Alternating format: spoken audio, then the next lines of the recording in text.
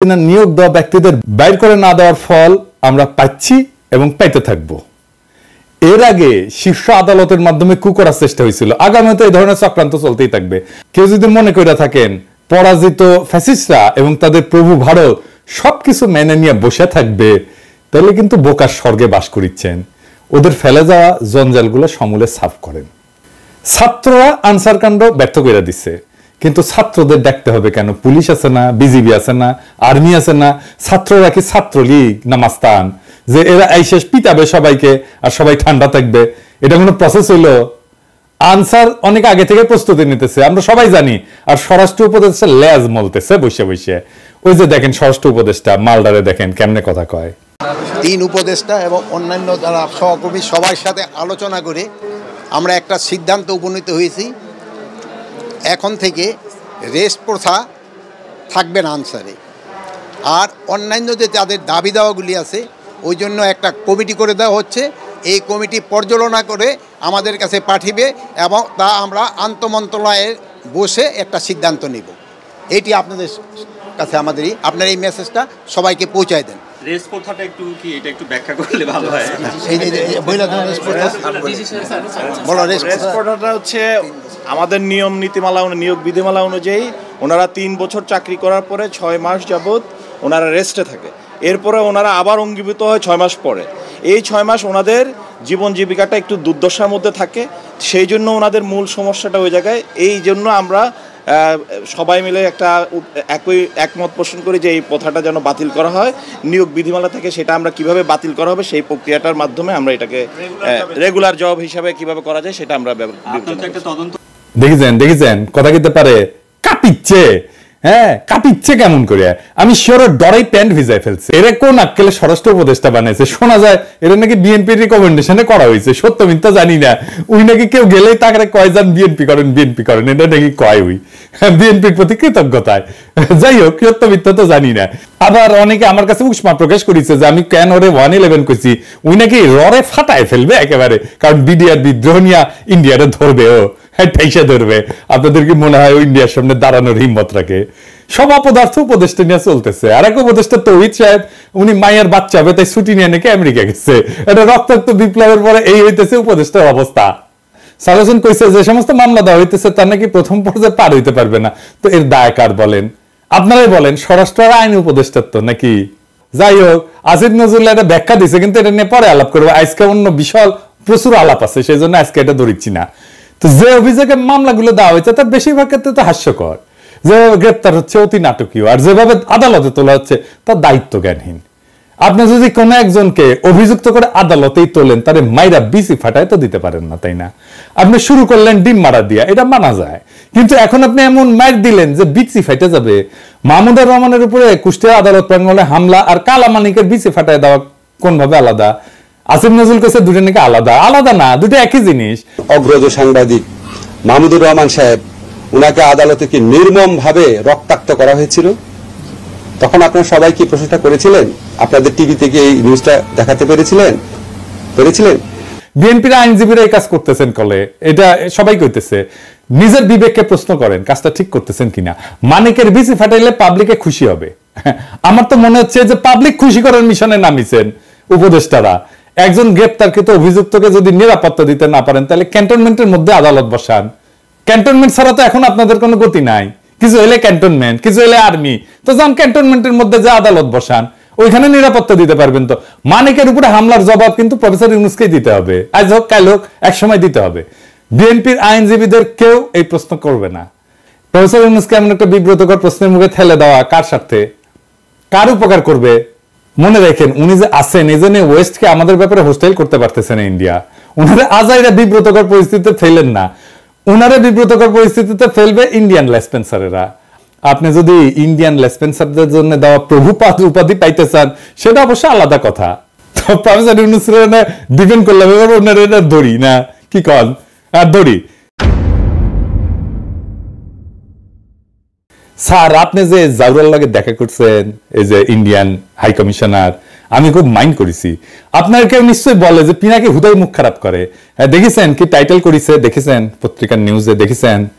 হ্যাঁ, এই টাইটেল যদি সত্যি না হয় তাহলে আপনার দপ্তর থেকে প্রতিবাদ পাঠাবেন, আর যদি সত্য হয় তাহলে আপনাকে জবাব দিতে হবে কেন ইন্ডিয়ার কাছে আপনি সাহায্য চাইছেন। প্রণয় ভার্মার লগে আপনার দেখা করতে হবে কেন? সৌজন্য, হ্যাঁ ওই যে কইছে সৌজন্য সাক্ষাৎ, তো ও সৌজন্য দেখাইছে আপনারে স্যার? কি কন? আপনার শপথ অনুষ্ঠানেও আসছিল, আসে নাই, ওই সৌজন্যটা দেখাই নাই। এই তো জাউরের সৌজন্য বোধ, তাই না? আপনি বলেন ছাত্ররা আপনার দায়িত্ব দিছে, তো ছাত্ররা কি ভারতের সাথে কুসুম কুসুম সম্পর্ক অনুমোদন করে? করে না তো। তবে এই ছাত্রদের সম্পর্কে কিছু বলা দরকার একজন অগ্রজ হিসাবে, আর এই লড়াইয়ের একজন স্টেক হোল্ডার হিসেবে। আর প্রফেসর ইউনূসকে কিছু ইনসাইড স্টোরি সম্পর্কে বলা দরকার, তাইলে ওনার বক্তব্যগুলো আশা করি আরো নিখুঁত হবে। এই বিপ্লবটা স্যার ছাত্ররা শুধু একা করে নাই, ছাত্ররা লড়াইয়ের স্পিয়ার হেড ছিল, মানে যারা রাজনীতির ভাষায় বলে ভ্যানগার্ড, মানে কমিউনিস্টরা কয় আর কি ভ্যানগার্ড, বর্ষার ফলার মতো আর কি। বর্ষার ফলা কিন্তু একা কিছু না, এটা অকার্যকর অস্ত্র বা সামান্য কার্যকর অস্ত্র।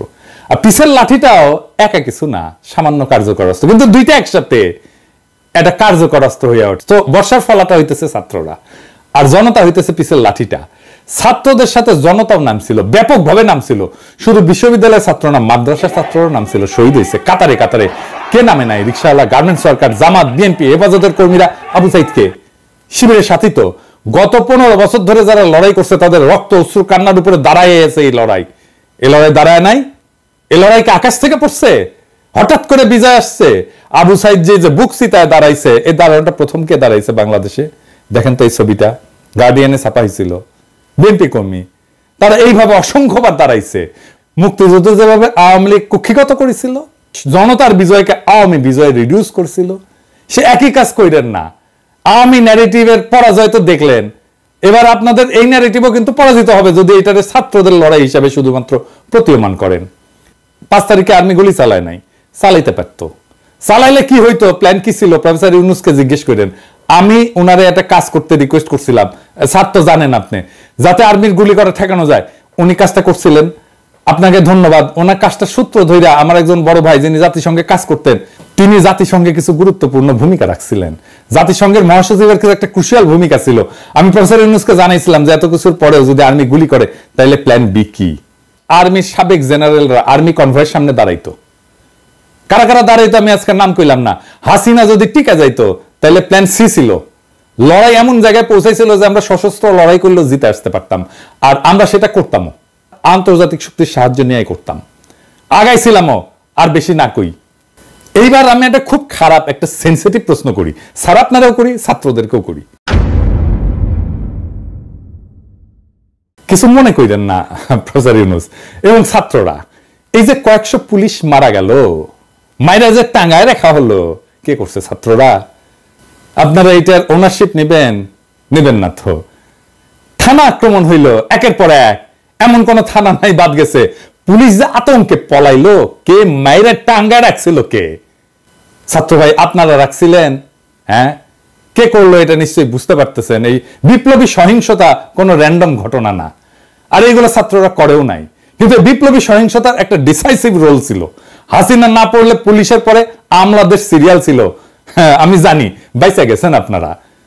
ওই যে সব সুন্দরী সব অপসরীরই একটা দুর্গন্ধযুক্ত গুজ্জদার থাকে, সেরকম এরকম বিপ্লবের একটা বিপ্লবী সহিংসতা থাকে যেটা কেউ ওন করে না। কিন্তু ওই বিপ্লবী সহিংসতাটা দরকার।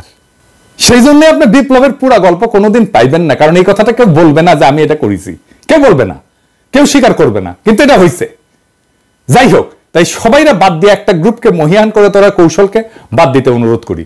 তরুণ ছাত্র নেতা এবং উপদেষ্টা পরিষদের জন্য সামনে কিন্তু বিপদ আছে। বিপদটা কি আমি একটু বলি, খুইলা বলি। ছাত্ররা একটা শক্তি, সত্য, কিন্তু ছাত্র নেতারা ডিসপোজেবল। ডিসপোজেবল কথাটা শুনে আবার মাইন্ড করেন না। ছাত্র নেতাদের শক্তি অতি ক্ষণস্থায়ী। আমিও ছাত্র নেতা ছিলাম, আমিও ঠিক 90-এর অভ্যুত্থানের নেতা ছিলাম। হাজার হাজার ছাত্রকে ডাক দিলে এক কাতারে আনতাম। এখন ওই ছাত্রদের আনতে পারবো? পারবো না, কারণ তারাও ছাত্র নাই, আমিও নাই। ওদের সবার সংসার হয়েছে।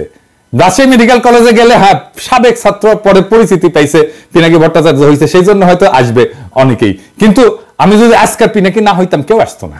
ছাত্র নেতার তার যে কনস্টিটিউয়েন্সি সেটাতে খুব অল্প সময় থাকে, খুবই অল্প সময় থাকে। ওই যে জায়মান অক্সিজেন বলে কথা আছে না, সামান্য সময় থাকে, ওই রকম জায়মান তার শক্তিটা।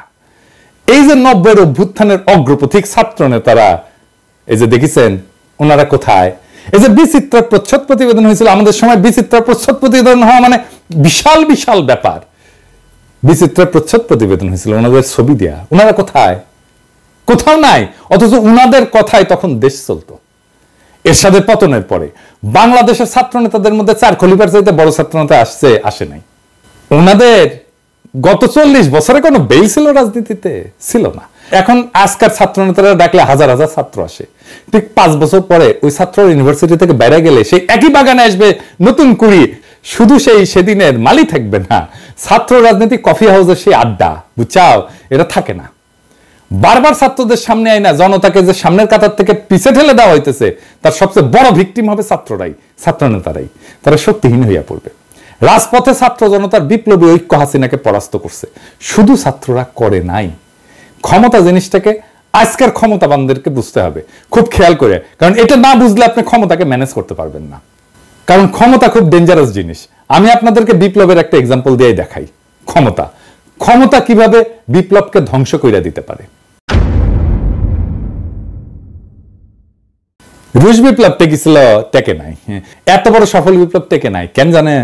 কারণ লেনিন নিজে ক্ষমতাকে কিভাবে ডিল করবেন, জনতার সাথে কিভাবে পুনঃসম্পর্ক স্থাপন করবেন, জনতাকে দিয়ে কিভাবে বিপ্লবকে ওন করাবেন, সেটা বুঝতে পারে নাই লেনিনের মতো প্রখর রাজনৈতিক মেধার লোক। ক্ষমতা এসে বিপুলভাবে অজনপ্রিয় হয়েছেন লেনিন আর তার নিজের দল মাত্র কয়েক মাসের মধ্যে। এটার সাথে বাংলাদেশের অগস্ট বিপ্লবের মিলটা ধরাই দেব, মজা পেবেন। রাশিয়া বিপ্লব হইল, লেনিন ক্ষমতা নিলেন, তারপর একটা নির্বাচন দিলেন কয়েক মাসের মধ্যে এবং গোহারা হারলেন।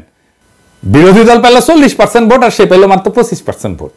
তারপর পার্লামেন্টে রেড আর্মি পাঠায় ওদেরকে পার্লামেন্ট ছাড়া করলেন। এটা হচ্ছে লেনিনের কেরামতি। সফল বিপ্লব করলো যেই দল ক্ষমতায়, তারপরে গোহারা হারলো। আর ওই হারার পরেই Soviet union one party state হয়ে ওঠে ধীরে ধীরে। দীর্ঘমেয়াদে শুধু বিপ্লব না, একটা প্রসপারাস নেশনকে পিছিয়ে দেওয়া হয় বহু বছর, আজকে পর্যন্ত মাথা তুলে দাঁড়াইতে পারেনি। আর একটা এক্সাম্পল দিই, শপথ নেওয়ার আগে মোস্ট প্রমিনেন্ট আর পপুলার ছাত্র নেতা কারা ছিল? আসিফ আর নাহিদ তো, তাই না? এখন মোস্ট প্রমিনেন্ট আর পপুলার ছাত্র নেতা কে? সার্জিস আর আতনাজ আব্দুল্লাহ। কেন বুঝলেন তো? কারণ ওটা ক্ষমতার বাইরে। ক্ষমতা জনগণের সাথে নেতার দূরত্ব তৈরি করে সব সময়। ক্ষমতাবানকে জনগণ পছন্দ করে না, ক্ষমতা জনগণকে দূরে সরায় দেয়। লেনিনের মতো প্রখর রাজনৈতিক মেধা এই ক্ষমতাকে ম্যানেজ করতে পারে নাই। দুটো দেশ পারছিল কিন্তু বিপ্লবের পরে ক্ষমতা আর জনতার মধ্যে মেলবন্ধন করতে, কিউবা আর ইরান। সেই জন্য এই দুই দেশে এখনো বিপ্লব টিকে আছে।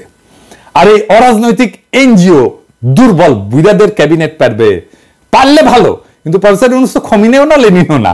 এখনই প্রফেসর ইউনূসের সরকারকে অনেকে এনজিওগ্রাম সরকার বলে। ওই যে হার্টের এনজিওগ্রাম না, ওই এনজিও মানে নন গভর্নমেন্ট অর্গানাইজেশন, আর গ্রামীণের গ্রাম মিলে এনজিওগ্রাম সরকার। হ্যাঁ বুঝছেন স্যার, আপনার সরকারকে এনজিওগ্রাম সরকার বলে। বুড়াদের লাগে এনজিওগ্রাম। এটা নতুন তরুণ বাংলাদেশ করতে পারবে না। আপনার ক্যাবিনেটে 2 জন তরুণ ছাত্রকে নিয়েছেন, আমি প্রথম দিন এটা অ্যাপ্রিসিয়েট করছি, বলছি যে এটা ভালো কাজ হয়েছে। আপনি সবাই নেন তরুণ, সবাই সব উপদেষ্টারা তরুণ নেন, এই যে ছাত্রদের নেন, কোনো অসুবিধা নাই তো, আমরা সাপোর্ট করব। ওরা খুব ভালো পারবে চালাইতে। এর আগে ব্রিগেডিয়ার স্বাগত কইছিলেন না আওয়ামী লীগকে দল গুছাইতে। আজকে আসিফ নজরুল পিছে মুজিবের ছবি নিয়ে কইলেন আওয়ামী লীগ ঐতিহ্যবাহী দল, তার সংগঠন করার অধিকার আছে। ব্যক্তিগতভাবে আমি মনে করি কোনো রাজনৈতিক দলকে নিষিদ্ধ করার পক্ষে আমি না। আওয়ামী লীগ বাংলাদেশের স্বাধীনতা সংগ্রামে নেতৃত্ব প্রদানকারী দল। বিভিন্ন গণতান্ত্রিক সংগ্রামে এই দলটার অবদান ছিল। গত 15 বছর তারা যা করেছে সেটা তাদের ঐতিহ্যের সাথে যায় না। মানে বুঝছেন তো, এই এনজিওগ্রাম সরকারের কাম হইতেছে আওয়ামী লীগকে সাফসুতরা কইরা আবার মানুষের সামনে পরিবেশন করা। আসিফ নজরুলকে জিজ্ঞেস করেন, জার্মানিতে হিটলারের দল কি রাজনীতি করতে পারে? আওয়ামী লীগ কি ফ্যাসিস্ট দল না? আসিফ নজরুলকে জবাব দিতে হবে যে হ্যাঁ বা না বলতে হবে। জয়তে বললে চলবে না, যদি কিন্তু ইত্যাদি ইত্যাদি বললে চলবে না। কোন অথরিটিতে আসিফ নজরুল বলে যে আওয়ামী লীগের রাজনীতি করার অধিকার আছে? শেখ মুজিবের ছবি ভাস্কর্য যে জনতা ভাঙ্গে ফেলা বিপ্লবের বিজয় ঘোষণা করেছিল, সেই নিন্দিত স্বৈরাচার ফ্যাসিস্ট হাসিনার পলিটিক্যাল আইকন মুজিবের ছবি পিছনে লাগায় যে উপদেষ্টাগিরি করতেছেন, এইটা কি জনগণের অনুমোদন নিয়ে লাগাইছেন পিছে? জনগণ তো এটা ভাঙছে, আপনি পিছে লাগাই রাখছেন কেন, টেঙে রাখছেন কেন? আর একটা বিষয় একটু আলাপ করে নিই, আমাদের মিডিয়ার কিছু রেসপন্সিবিলিটি নিয়ে। সরকার গুমের শিকার ব্যক্তিদের সন্ধানে 5 সদস্যের কমিটি করছে, এর মধ্যে সাজ্জাদ হোসেন একজন। তো মানবাধিকার কর্মী এনটিভি একটা নিউজ করেছে এটা নিয়ে, এই যে দেখেন, হ্যাঁ, ওইখানে ছবি দিছে এই মালের, সাজ্জাদ হোসেনের বলে এই ছবিটা হইতেছে সুয়েটের প্রাক্তন ছাত্রলীগের প্রাক্তন সাধারণ সম্পাদক, গত 15 বছরের স্বৈরাচারের সুবিধাভোগী। তো আপনি সাজ্জাদ হোসেনকে চিনেন না? সে একজন মানবাধিকার কর্মী, আমাদের কলিগ তো, আমাদের সহকর্মী তো, তার সাথে কাজ করেছি তো। আপনি সে একজনের জায়গায় আরেকজনের ছবি দিয়ে দেবেন আর হাউকাও লেগে যাবে বিভিন্ন জায়গায়। আমার কাছে কতজন পাঠাইছে, এই যে দেখেন এই লোক গুমের হয়েছে, আরে না রে ভাই, এই লোক তো হয় নাই। হুদাই আপনি কি সাংবাদিক নিয়ে রাখছেন এনটিভিতে এই সমস্ত আউল ফাউল? এডিটর সাহেব দেখান তো এনটিভির নিউজটা দেখান, আর ছবিটা দেখান, আর ওই দেখায় দেন যে এটা কার সাথে মিল আছে, কার ছবি ব্যবহার করেছে দেখায় দেন। এই কাজ করেন না। যাই হোক, আর এটা ইস্যু নিয়ে প্রফেসর ইউনূসের আমি নজর কামনা করছি। আসেন এটা আলাপ করি। হাজার হাজার আহত জনতা ছাত্র কাতরাইতেছেন। আপনি বলছিলেন না এদের চিকিৎসা ব্যবস্থা করবেন না, তালিকা করতে পারলেন না আহত নিহতদের। আপনার উপদেষ্টাদের তো জানাই নাই কেমনে দেশ চলে, কিভাবে দেশটা ফাংশন করে, কয় হাজার আহত, 10,000 20,000, তালিকা করতে পারেন না এতদিনে। একটা হসপিটালে তো গেছে সে, তাই না? যে কোনো হসপিটালে যে কোনো আহত রোগীর একটা আলাদা ডেটাবেস থাকে, ওটা পুলিশ কেস বলে, এটা লাল সিল দেওয়া থাকে, ইনকা করে ঠাকাশ করে মেরা দেয়। তো এই পুলিশ কেসগুলোর তথ্য নিয়ে রোড ট্রাফিক অ্যাক্সিডেন্ট, সাপে কাটা আর বিষ খাওয়া, এই 3 ধরনের রোগী যদি বাদ দেন 18 জুলাই থেকে 5 আগস্টের, তাহলে আহতদের পূর্ণাঙ্গ তালিকা পেয়ে যাবেন। ওখানে ঠিকানাও থাকে, ফোন নাম্বারও থাকে। 1 সপ্তাহের কাজ, আর একটু ভ্যালিডেট করে 1 সপ্তাহ, ম্যাক্সিমাম 1 সপ্তাহের কাজ।